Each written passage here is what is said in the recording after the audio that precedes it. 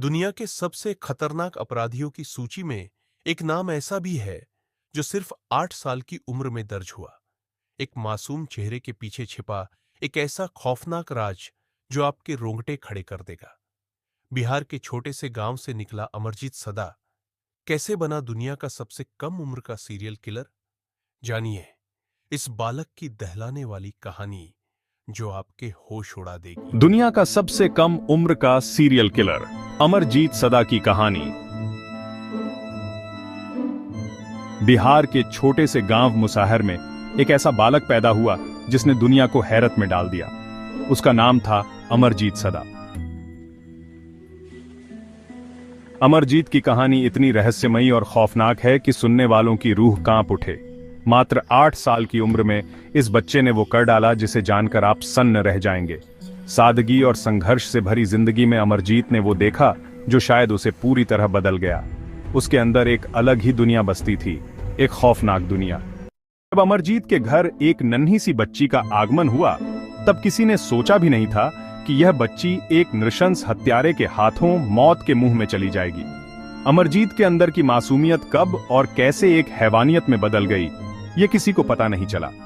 एक दिन जब उसकी मां बाजार गई, अमरजीत ने अपने छोटे से कंधों पर अपनी मासूम बहन और चचेरी बहन की देखभाल का जिम्मा लिया। लेकिन यह जिम्मेदारी उसके लिए एक खेल बन गई। पहले छोटी छोटी हरकतों से शुरू हुआ, यह खेल धीरे धीरे एक जानलेवा खेल बन गया। अमरजीत ने अपनी ही बहन की सांसें रोकी और उसे घास में छिपा दिया। जब मां को हकीकत का पता चला तो उसका दिल दहल उठा, लेकिन इस खौफनाक हकीकत को दुनिया से छुपा दिया गया। ये घर का मामला मानकर इसे दबा दिया गया। लेकिन खौफ का यह खेल यहीं खत्म नहीं हुआ। कुछ ही समय बाद अमरजीत ने अपने 8 महीने की मासूम बहन का गला दबा दिया, लेकिन इस बार भी चुप्पी साधी गई।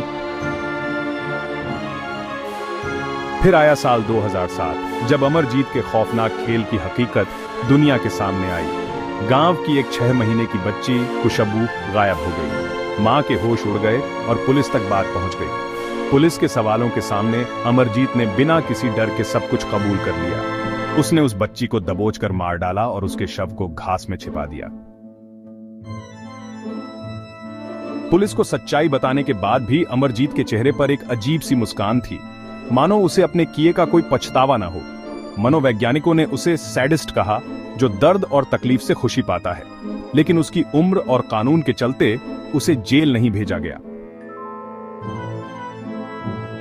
उसे एक बाल सुधार गृह में भेजा गया, जहां वह 18 साल की उम्र तक रहा। उसके मानसिक स्वास्थ्य पर लगातार निगरानी रखी गई, लेकिन उसकी खौफनाक प्रवृत्ति को समझना आसान नहीं था।